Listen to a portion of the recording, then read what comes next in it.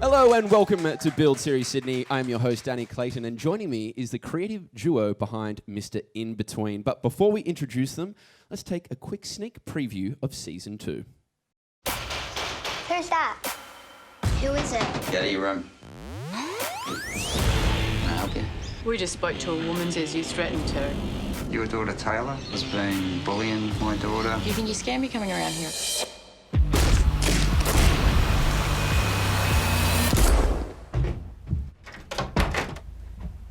What? Nothing. Mr. In Between. Stream or watch Friday at 2 on Fox Showcase. Welcome to the Build Studio. Nash, Edgerton, Scott, Ryan. How are you doing, boys? How you feeling? Good, mate. Good, thank you. Yeah, very chill. Watching that trailer, how does that make you feel after all that effort and work has gone into this series? No, it feels good to see it starting to come together. We're still finishing the last handful of episodes, but yeah, no, it's good that it's starting to get out in the world. Now, I'm going to get straight into it because I had a chance to watch episode 1 and 2 of season 2. And one of the things I find so captivating is that Ray, your character, is a murderer. He commits atrocious acts of violence, yet as an audience member, I just want him to succeed. What do you think it is about this particular character where he can do these awful, awful things, but we still really like him? Scott? Well, I think that comes from probably seeing him with his, with his daughter, with his girlfriend, with his brother. I think it's the interpersonal relationships in the show that make him relatable, because you can't really relate to somebody who kills people for a living unless you actually kill people for a living. So, so that's why that stuff is in there, and I think it's also the more interesting part of the show is the interpersonal stuff rather than the crime-driven stuff. Yeah, because I think that Ray's fearsomeness is matched only by his vulnerabilities. And you see that with the interaction between Ray and his daughter, Brittany, and how powerless he seems to feel when he finds out that she's being bullied, which also makes it very, very comical. Now, did you intend to make these scenes funny, or did the humour come out naturally? Nash? Yeah, no, look, I think there's a lot of humour in Scott's writing and just in the nature of how those scenes are played, and everything's played very straight, but because they're based on real real interactions and real that's played very truthfully. I think a lot of humour is inherently in the dialogue and in the interactions with the characters. Did you ever become surprised to discover that some scenes were funny, even though they maybe weren't intended to be funny originally?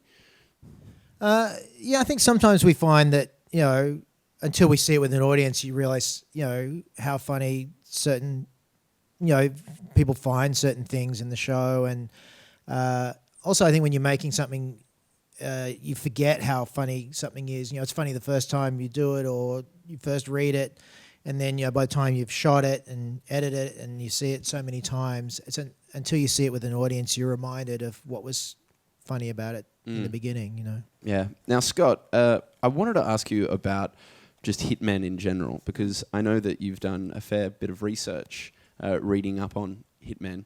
Are there any famous hitmen that may have found their way into the role of Ray?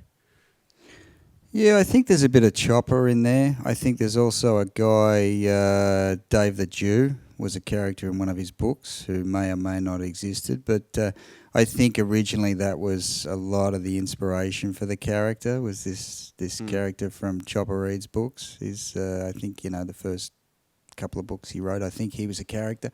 And that's sort of what piqued my interest early. And then there was other guys. There was, Donald the Greek Frangos, I think his name was, who wrote a book called Contract Killer.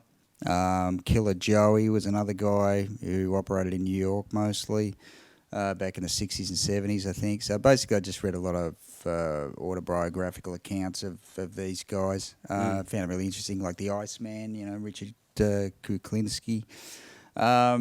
So that's kind of where a lot of the ideas for the character sort of came from, bit of a mishmash. were there any stories in particular that really kind of surprised you or impressed you and created this interest in hitmen? Yeah, there was a number of things. There was, one of the guys, he was like a decorated war veteran. He'd saved somebody's life in the war. I think it was the Korean War, which I thought was quite interesting. Carried a guy a couple of miles to safety. So there's things like that which make it really interesting, because you're thinking, well, there's a tendency to think, especially with the way people are portrayed, hitmen are portrayed as these cold-blooded killers who don't really care about anybody. But you read books and stuff, and you find out that they're not quite as different from you as you would like to think they are. Have you had any interaction with real hitmen for the research in this? Oh, I think I've got a good one. I've had, I guess, I've met some people who, are involved in, that kind of world, and I've got some friends who are, sort of, involved in, or were involved in, criminal activity, I suppose. Am I in danger for asking that question? Be honest with me, well, mate. I am. I mean, I'm in danger answering it. And we're going to wrap this up. Thanks for joining us, boys. Yeah. So with that world, do you think that world will watch Mr. In Between and be entertained by it? I think so. I mean, I remember somebody saying to me years ago, a reporter for one of the newspapers who knew a guy who had killed quite a few people like professionally.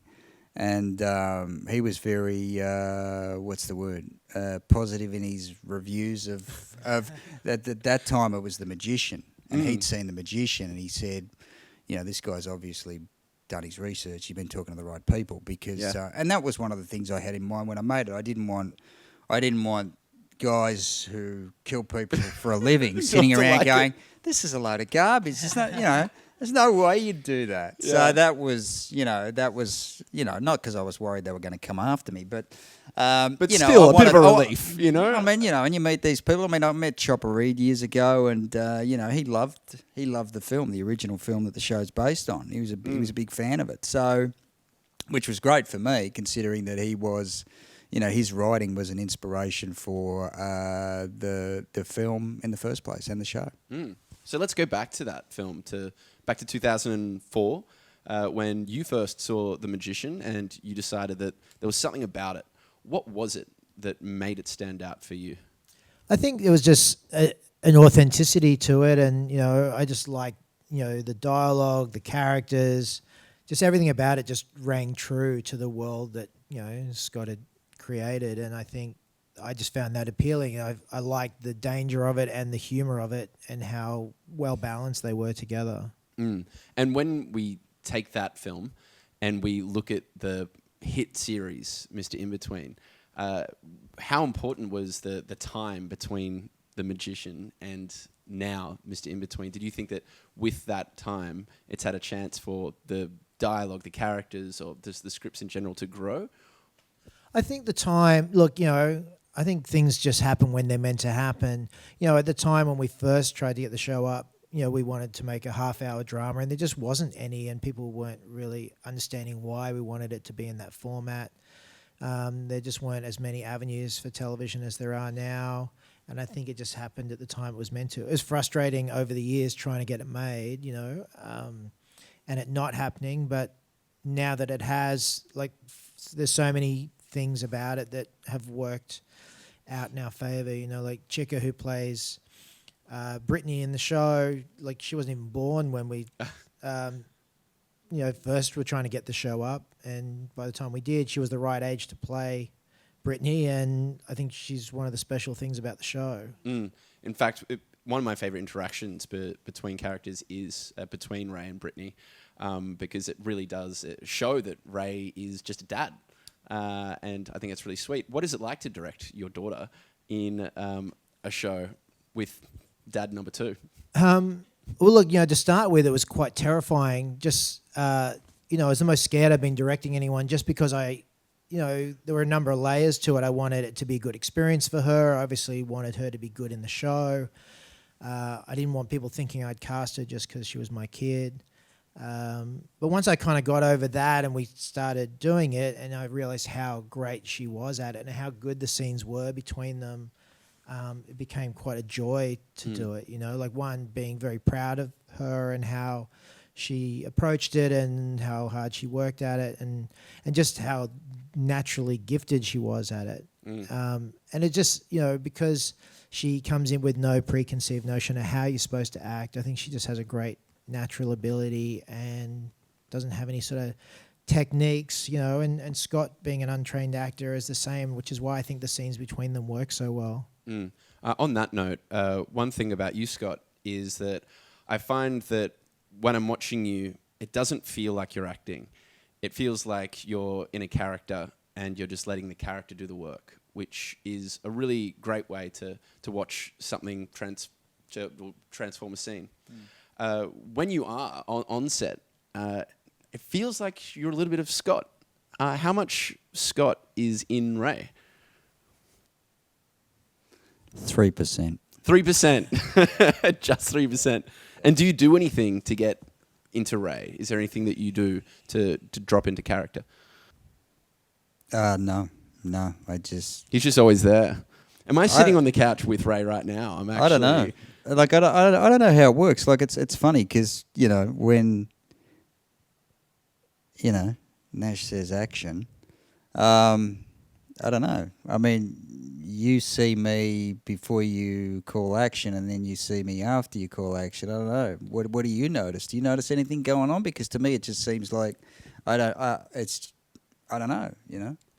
How do you get him into character then? What's the process? Well, look, I think for any actor that, you know, just having the scenarios, you know, being in the location, having the props, having, you know, the environment does a lot for any actor, you know, like once they have all the elements in front of them and then the other person to interact with, you know, like, and for me, the best actors are really good listeners, you know, they're listening to what the other person is saying, and if that person goes in a different direction, they go with it, rather than just like, I have to say this line and then this line and then this line, you know. That's what's so great about the scenes with Ray and Brittany, is that, you know, Chica will just go with whatever Scott does and vice versa, you know. And I think then it just becomes a real conversation between two people, and as long as they understand what the scene is about, or, you know, where they're supposed to be going, then that's why it does feel so real, I think.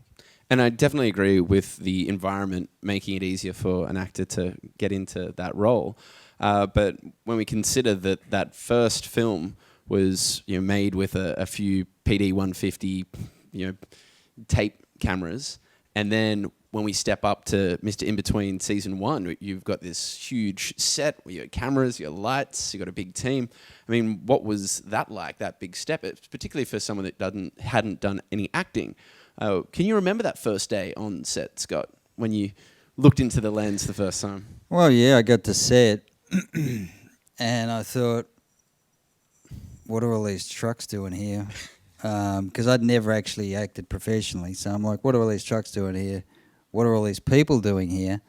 So I was a little bit surprised, and then I went in the toilets and had a bit of a panic attack, and thankfully pulled it all together. And yeah, just walked on and just tried to sort of stay calm and sort of get through it. And then, you know, once you know, it's the hardest part is the first scene. You know, once you get through that, you kind of go, okay, it's not so bad. So. I hope this doesn't cross the line, but do you still get nervous when you step onto set? When the cameras still make you feel a little bit uncomfortable? Yeah, it's a very uncomfortable experience, the whole thing. I find it really uncomfortable. And it depends on the scene. It depends who you're doing the scene with. It depends on the nature of the scene. If a scene is very adversarial between two actors, or two characters, I should say, then it ramps up.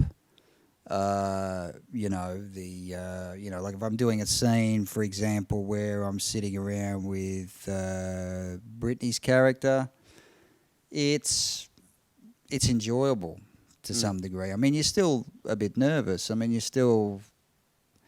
I mean, the thing with it is, this is what I find about acting, and I don't know how anybody else feels about it, but I feel like I'm sucking the whole time I'm doing it. Right? I don't sit there and go, geez, I'm so good. Oh, man, I'm totally nailing this scene right now and all this sort of stuff. You know, you've got that in the back of your head while you're trying to listen to the other person and while you're trying to stay in character. There's always that critic. And, you know, this may just be for me, but it's always that thing of, oh, man, you're sucking. And then you watch the dailies later and you go, yeah, it's okay. You know, it's okay.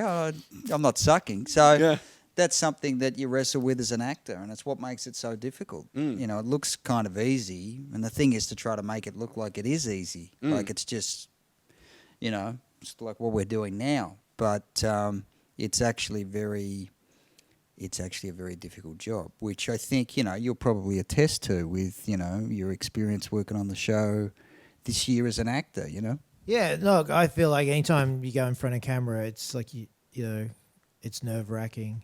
And even as a director, I feel like I'm just waiting for someone to tap me on the shoulder and go, okay, look, you've had your try.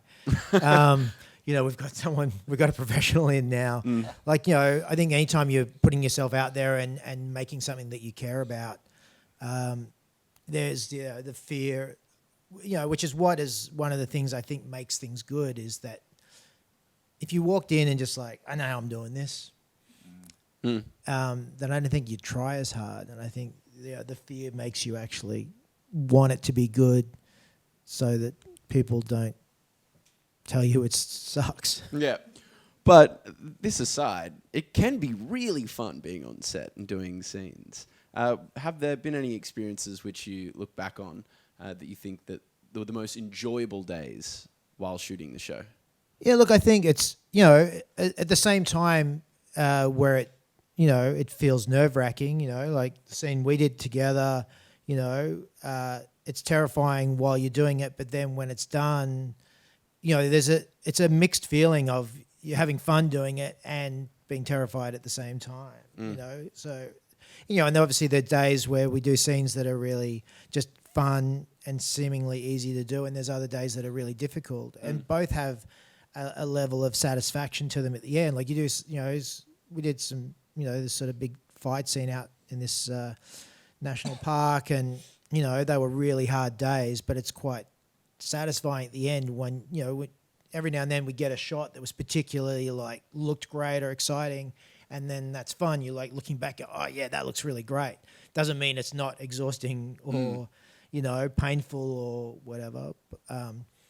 For Scott and the other actors, you know, but, you know, it's something about seeing the pieces come together that's exciting. It must be very satisfying seeing those wins, if you will.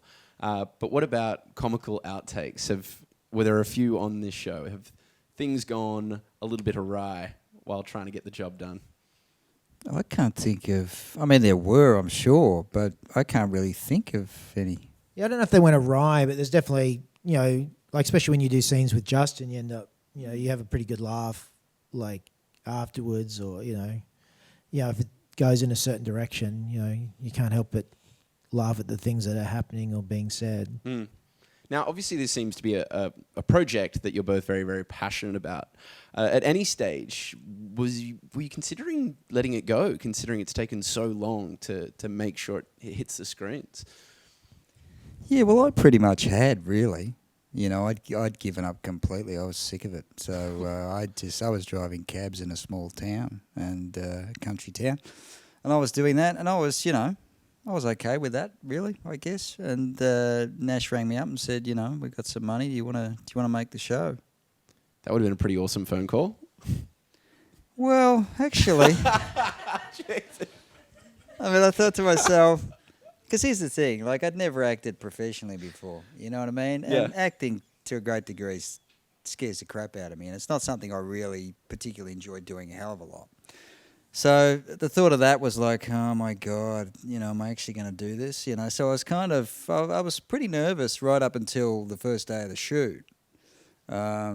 Pretty nervous about the whole thing, and did consider at one point just going, maybe we can find somebody else to play Ray Shoesmith. But, you know, I'm glad I didn't go down that road. But, it's it's to be honest with you, it's a tough job. Acting, writing, all that stuff. It's not. Well, can I say something? Because I think you actually need to hear this. You're riveting on camera. I find you really captivating, and I love what you bring to the character. And it seems as though it is quite tough for you to do this role. And why is it so important for you to do the role yourself rather than get someone else play the character? Yeah, who would we get? That's the question. And who could play Ray? Who would we get? I don't know. I never. Well, one of the reasons it took so long to get made is because I wasn't going to make it unless he got to play it. Which is a hard sell, not because he doesn't have the ability. It's just that people putting money into stuff. They're always like, well, what if this thing doesn't work? At least we've got so and so in it, and we can say that they've been in this before. You know. And I'm going, well, I'm only making it unless if Scott gets to play Ray, and he was the unknown, and so it took time. In terms of did I ever think about who else could play it? No, not really, because the whole reason I wanted to do the show was to work with him, as an actor, and so it never really I'm sure probably names were suggested at some point, but my attitude was always like only making it if Scott plays Ray, because I'd seen The Magician, I'd seen what the character could be. The character, I felt the same. The character's riveting. That's the only character I want to see in the show. Wow, it's fantastic. And considering your history as a stuntman, I'm very curious to know how much Nash kind of dragged the physicality of Ray into the series. Because, from the first few episodes, starts off with some explosions, there's some pretty active scenes. How much of that is going to be in the entire series of season 2? Look, there's, just the nature of the character and the job he does. It involves violence, and my feeling on doing that stuff is it should feel true to reality, like the dialogue is, like the situations are, like the characters are. And so sure, my background helps in that, and wanting achieving that in an authentic way. Has there been any favourite stunt that you've worked on together in the series, first season, second season so far? Oh, look, I think the very first scene in the first episode where Ray pushes that guy over the balcony, I think, just worked really well and was a great kind of mix of danger and humour together. Now, we do have some Q&As that have come through. Nash, what inspired your transition from stunt work to directing? I think, look, I started as a stuntman, and through that was trying to get work and was filming myself and my friends doing stunts, and so I was getting behind the camera to do that, and I think it just became this natural transition. I just enjoyed the filming part as much as I was enjoying the performing part of it, and also just the reality is I can't fall downstairs and get hit by cars forever. I gotta. It hurts. As I've gotten older, and I enjoy the challenge of directing as much as I am terrified of it at the same time. And of course, you did have the immortal line in Matrix, "Oh my God," which is probably some of your finest work, I'll say. Thank you. Will there be a season 3? And what kind of crazy scenarios will we be seeing in that? Scott, do you think? Yeah, I don't know, mate. I don't know if there'll be a season 3, and to be honest with you, I haven't even thought about what that would be, as far as what would happen. I've been too busy. We're still cutting, there's the writing, there's the acting, and there's all the posts that we do, so I really haven't had time to sort of scratch myself and even think about it, to be quite honest. I do like this question, and I didn't come up with it. This is just a Q&A. Would you say Ray is a psychopath?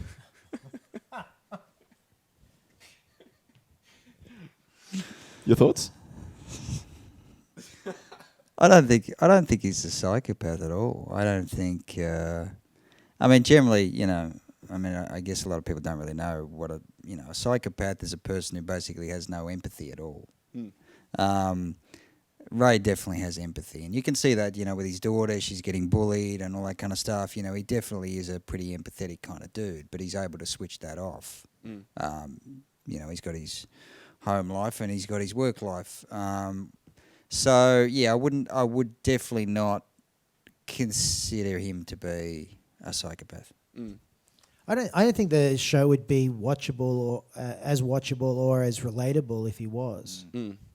He is very likable, even though he can be quite evil occasionally. Well, that's the joy of the response to the show, is that people feel conflicted. They're like, I shouldn't like this guy, but I really like this guy, but I shouldn't like him. And then he does these things, but then he does these things, and I think that's what is enjoyable about watching the show. Definitely. Now, Scott, what would be the next big role you would love to research and perform, considering how in-depth your prep was for Mr. In-Between? So do you think that you could do another role? Do you think that Ray is you? Because it sounds like you're terrified of acting. Yeah, well, Ray's definitely not me. I have some Ray-like qualities, I guess. But yeah, I wouldn't say he's me. I mean, he's got your sense of humour, though. Yeah, he's got my sense of humour, but I'd be killing people if I was Ray, and I generally don't go around doing that. But, have you ever killed someone? Is this something we should ask? Don't answer that. I've thought about it, but so far so good. But as far as other characters, yeah, I would like to do other stuff. Like, acting does. It's kind of a scary thing and it's a very uncomfortable thing, but it's also it's challenging, but it's worthwhile as well. I think especially when people give you awards and compliments and all that sort of stuff, which kind of makes it sort of worthwhile. Because you want to, there's a part of me that's always wanted to entertain people. From when I was a little kid, it was something I always wanted to do. So if you get positive feedback, it sort of makes it worthwhile. So yeah, I can see myself doing other stuff, writing other characters, and playing them. Now, I like this next question, which has come through. It says that you've both had some very interesting careers.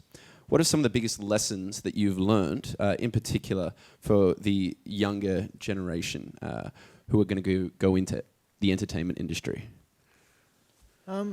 Look, I think one of the best things that came out of this, is if you believe in something, it should be a certain way. Then, in terms of, like, I truly believe Scott was the right person to play this character that he created, and it was great validation that the show was received how it was, the critical response to him as an actor in the show. Like the fact that he has won awards for the character. Like we could have years ago probably got the show made earlier if we'd agreed to cast someone else. And would the show have been as good? I personally don't think so. This next one is quite apt. Scott, when you were having those moments of doubt, what was your coping mechanism? What got you through? Doubt in regards to what? When you were considering giving up, when you said... Oh, no, I had given up. Okay. I'd completely given up. I'd given it away. I wasn't even writing at that point. I was like, yeah, stuff this, I've had enough. So the answer is your coping mechanism was Nash. Basically, I mean, I'd completely given up, and Nash hadn't given up, and basically got the show up and running. And so basically, without Nash's involvement, Nash not giving up and pushing, that's how the show got made. It wasn't because of anything I did. But I think that's how collaboration works in general, even on a day-to-day basis. If you're, the great thing about filmmaking in general is that it's not an art form you do by yourself, and so by having other people to feed back off, or just because one person is sort of can't crack an idea or feels like giving up on a certain idea, and then someone else goes, well, what about this? It's that bouncing back and forth that helps make things better. What are those moments where you both really find satisfaction in what you've done? Is it when you see that first cut? Is it when you're working on the color grade? No, when when it's you done? when you see a first cut, you want to kill yourself. Yeah, totally. No, look, like there's a scene in an episode coming up where Ray and Brittany, Brittany catches Ray smoking in the bathroom and quizzes him on it, and the scene played great as written, but then Scott and Chika went a little further and just added other things, and the scene just got better. Those moments are really satisfying, where because I always look at the script as always an inspiration. Like that's the template. And how do we make it better with the actors we cast, the settings we find, and then what the other actors bring to it, Scott will write a scene, but then is still thinking about how to improve the scene when he's turning up, when we're doing it. Like sometimes a scene will just work as written, and other times it's like there's something about this is not working. Or he'll come in the morning and go, hey, look, I was thinking maybe I'll lose this and add this. And so it's like you're trying to improve the piece of work all the way, like from when he's written it to when him and another actor are performing a scene to then when we're editing it. Like, how do you make this better? Like you're constantly trying to improve it until the day you have to let it go because we have a deadline to let it out, and so those moments just on the day of really satisfying when, just little things happen that take the scene a little further than you originally had planned it. That must be very satisfying, particularly for you when you see your daughter kick goals as well. As a director, but then also as a dad, I'm guessing. Oh yeah, man! It's like it's awesome. It's like one of the best things about making the show is getting to work with her and see her do it, and then how much fun she has doing it. Okay, so just a few more Q&As. There is definitely a question here that I do not want to ask, but I'm going to throw it out really quickly. Scott, do people mistake you for Steve Buscemi? Moving on. Well, actually, I got to say, Steve Buscemi, Willem Dafoe, and even Dave Chappelle. Yeah, he totally gets referenced as looking like those guys. Which one the most? Well, I know years ago. Like three really talented people to get compared to. Well, exactly. I mean, not the most handsome guys in the world, but anyway, but very talented guys. But that's been a thing for years. But yeah, I mean, I remember years ago, the white Dave Chappelle. That was a joke going around. Totally, yeah. Have you done stand-up? No, but I would like to. I'd pay to see that. Good cash. And finally, at Nash, what was your favourite project for stunt work? I think probably two of my favourite things I've worked on were the Matrix trilogy and the Star Wars prequels, where I doubled Obi-Wan Kenobi. Because, as a kid, I grew up watching Star Wars and playing with sticks as lightsabers in the backyard, and then getting to actually go onto the set of those films and be a part of it in that way was pretty awesome. So before I do let you both go, now that we're seeing such great work from you now, we're just curious about what will be next. So after season 2 is done, where do you think that we'll be seeing Scott and Nash? What will you be working on?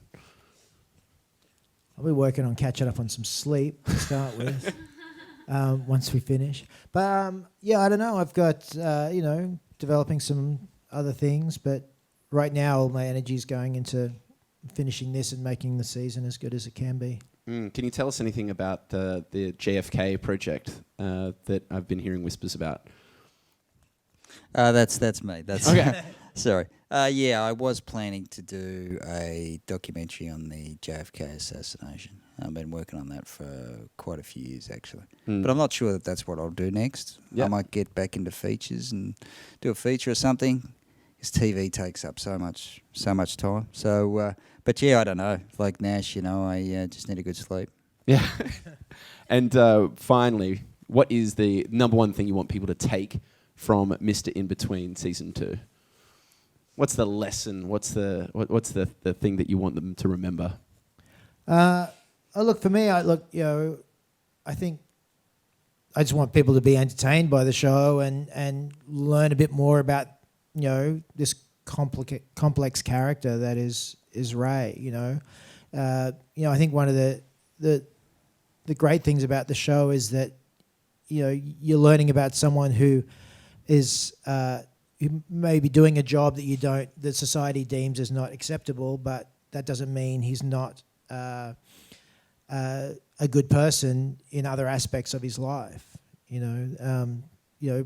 People, and I'm not talking about just someone who kills for a living, but there's people who do jobs that people just write them off because of a job, and that doesn't mean they don't have other interesting things going on in their life or good things in their life just because they're doing something that you don't think would be a good job to do or agree with. Not that I'm encouraging other people to go out and kill people for a living, but I think